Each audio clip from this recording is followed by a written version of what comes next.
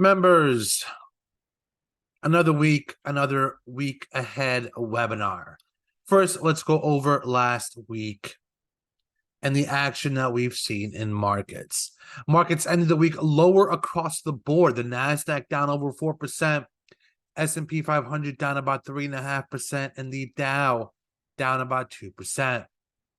Overseas European markets as well saw weakness as France's CAC down 2.7%, Germany's DAX down 2.25%, and the FTSE basically unchanged. The Nikkei lower by 3.5%, and the Topix down 2.2%. On a bright side, in overseas markets, in the Asia markets, China equities rose following some positive economic developments. China was up about 1%. The steady climb of Treasury yields, some of which are at levels not seen in 10 to 15 years, and the Federal Reserve's hawkish expectations caused a week of selling on the markets. Traders also believe the UAW strike and the potential for a U.S. government shutdown may have also weighed in on markets. Keep in mind, members, also, it is tax loss selling season for a few traders whose fiscal years end very soon.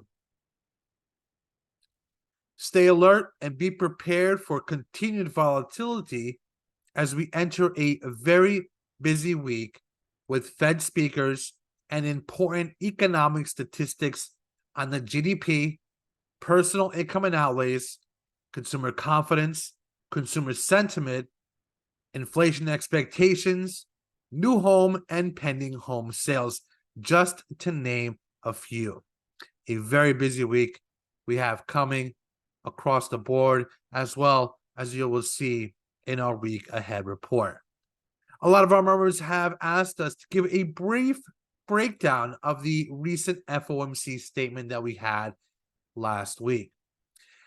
The statement reports that the U.S. economy has been expanding steadily with strong job gains but persistently high inflation. The Federal Reserve Committee is maintaining a cautious stance on monetary policy, keeping the Fed funds rate target at 5.25% to 5.5%. They acknowledge the uncertainty surrounding the impact of tighter credit conditions on economic activity and remain vigilant about inflation risks. The committee also emphasizes its commitment to returning inflation to the 2% objective. They plan to reduce their holdings of securities and will closely monitor incoming economic data, labor market conditions, inflation pressures, and international developments.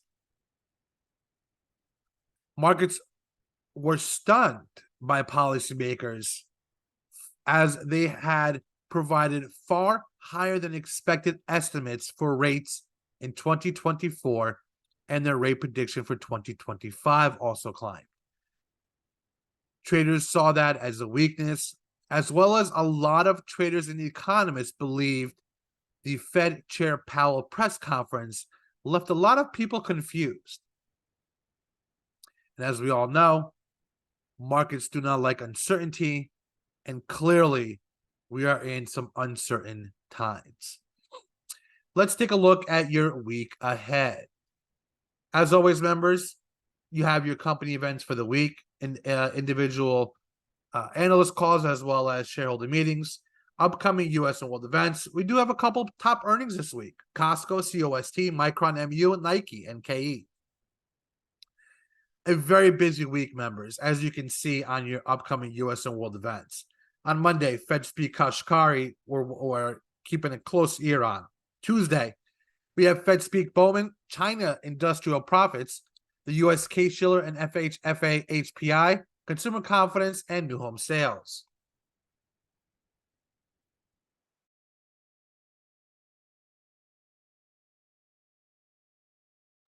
On Wednesday, we have durable goods and the petroleum report. Thursday, we have Fed Goolsbee, Fed Cook, Fed Barkin, and Fed Chair Powell speaking. We have on the U.S. side, GDP, initial claims, pending home sales, and the net gas report. Overseas, we have the Eurozone economic sentiment, Germany's CPI, Japan retail sales, industrial production, and unemployment rate. Friday, another busy day across the board. We have Fed Speak Williams. Keep in mind, members, this is just Fed speakers that are scheduled to speak, not including Fed speakers that are will be popping up on interviews or in regarding any media headlines. We also have on Friday a very busy economic report day, international trade in goods, personal income and outlays, wholesale inventories, Chicago PMI, farm prices, the inflation expectations on a 1 in 5 year. Overseas, we have the UK GDP, Canada monthly GDP, and then overseas in China, the CFLP composite PMI. So a very busy day, busy days for the week upcoming, starting September 25th. Members, your top conferences for the week. As always, members, if anyone is interested in a list of companies presenting at each of these conferences, please let us know. Reach out to us via Ask the Desk. Typically, it could be a broad conference, but at times there are independent companies that are presenting within the conference. Anyone has any questions or wondering if there are any top names speaking during these conferences, please reach out to us via Ask the Desk. Your U.S. economic calendar, members, as we mentioned, a very busy week. We have Fed speakers across the board, a lot of economic data that we have coming up this week that could add a lot of volatility to a already volatile market. Your international calendar, as well as your Fed schedule breakdown and your week ahead TradeX commentary. Earnings, very little, but we do have a few big ones. As we mentioned, on Tuesday after hours, we have Costco. Wednesday after hours, we have Micron. Thursday after hours, we have Nike. Friday, before market, CCL, Carnival Cruise. Your weekly sector performance numbers are red across the board, with the biggest hits coming in consumer discretionary, real estate, materials, and financials. The only area that didn't see that big of a hit was the healthcare sector. All the way across the board, members, we did see 2 to 6% drops this week and some key top sectors. Industry comparisons year to date, we are seeing that downtick this week in markets across the board. Your AAII Investor Sentiment Survey, not that big of a change from last week, even though we are seeing this weakness in markets. The bullish mindset still 31.3%. But one interesting aspect, the uptick that we've seen on the bearish side, coming from 29% a couple weeks back to 34.5%. We'll see how this correlates into market activity, but clearly we are still seeing basically a neutral mindset across the board, 30 crosses on the bullish, neutral, and bearish mindset. Year-to-date returns, members, orange juice up 65% on the year. Cocoa down this week, but still up over 37%. Sugar, 34%. Crude oil, basically not much of a move, still up 12.25%. Gold up 6.5%. Gasoline strength continuing. On the weaker side, natural gas has been down all year long, still down over 40%, down 40.8%. Corn down about 30%. Wheat down about 26%.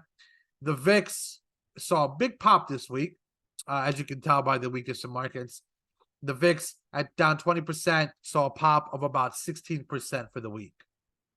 Fear and greed index is the first time in quite some time, members, that we are seeing the fear mindset creeping into markets. We've been seeing it neutral to a bullish run for months on end.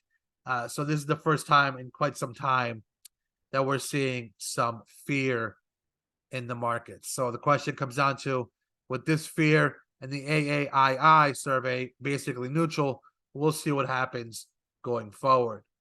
Your sector outlook weekly, your FDA calendar for the week, your expected IPOs, IPO lockup expirations, busy across the board, members. So expect a busy week coming up. So a quick look at some charts, and then we'll be done for your week ahead webinar.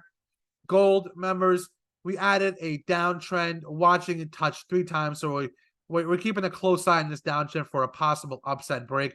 But members, it's been trading right around that support resistance line. You saw the weakness drops, touching, breaks above it, hits highs, breaks back, and ends basically right at that level. Watching gold very closely. But we are clearly watching this downtrend as a bullish indicator break. NASDAQ, no changes to the chart. We stated last week that without a reversal, we have a pessimistic outlook. And this week's closing right on support levels in the 13,200s proved us right. This level is very crucial, members.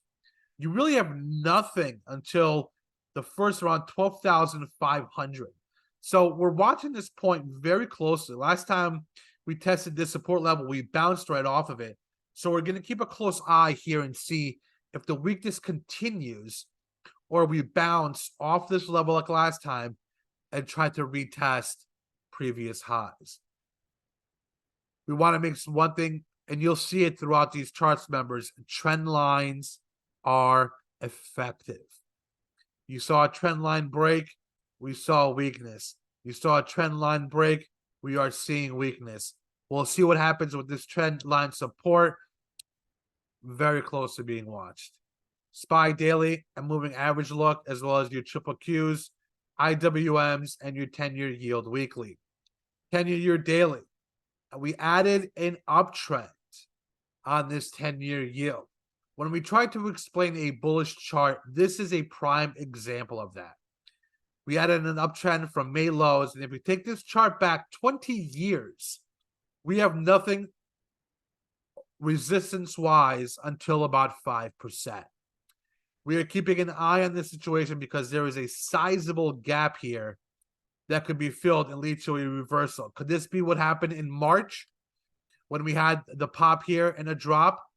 Or the same thing that happened in July when we popped up and had a drop back to support levels?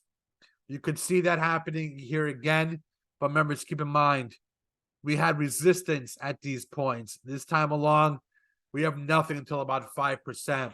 But this is key because we did end on a bearish tick to end the week. Diamond daily on the moving average look, and your Russell. We added a downtrend. Last week, we mentioned that we broke the uptrend and traded to support levels. We saw weakness, and we mentioned we could see a significant move, and we got that. We broke support and saw a significant drop to 1776.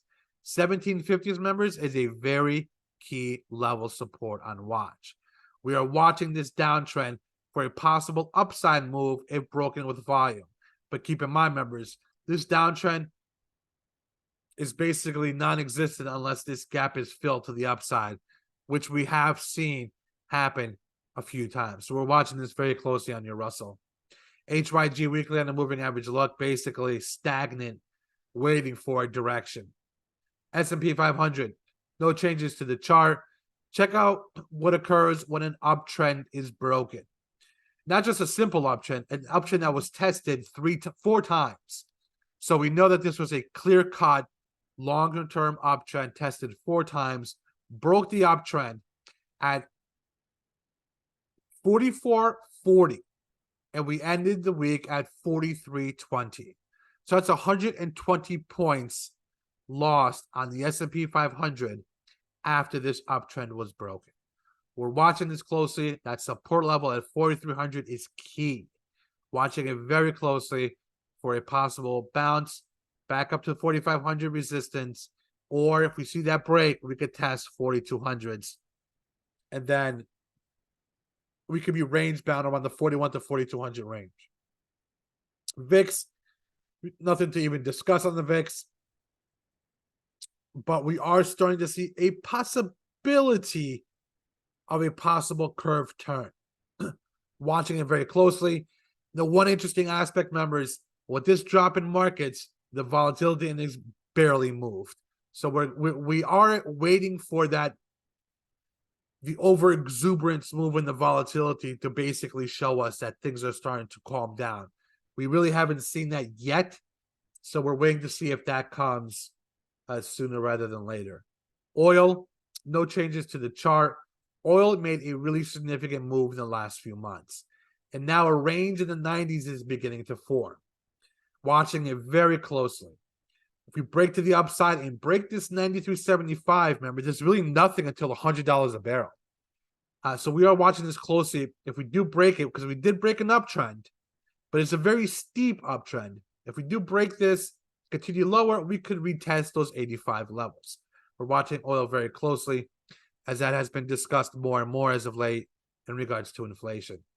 US dollar, no changes to the chart.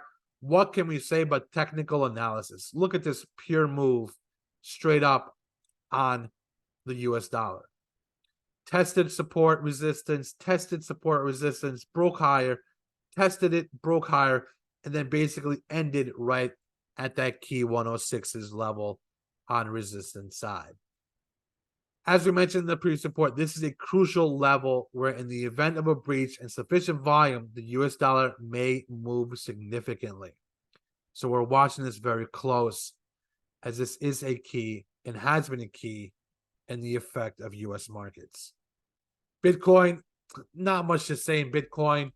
We're getting to the point where we're slowly starting to basically think about taking Bitcoin off this list because it's not really moving as much as it has in the past. And clearly, it's been out of favor as of late, as we can see with the volume basically decreasing across the board on Bitcoin. SMH daily and the moving average look. And if you go back and look at these moving averages, you'll be seeing a lot of tests lately in these downside moving averages. So it's something to take a peek at as well when it comes to these charts. And your euro, if I flip this the other way around, it'll be the US dollar. So no changes to the chart. We're hovering over a key level, 106. Members, look at this 106. This is a huge top. If this breaks on the 106, we can test back to parity at $1. We're watching this very close here. This is a very key level. Watching this and watching the US dollar and seeing the impact it does on markets. We're at very key levels, as you can see throughout all these charts that we've been showing you. We're at a lot of key level support levels across the board, and we're watching them very closely because they all seem to be trading in tandem. So we're going to be keeping a close eye on all these charts, seeing what happens with all these key level supports all coming across the board. Key level supports. So we're watching this very closely to see what happens next, especially with this busy week coming with all these economic reports and Fed speakers on tap.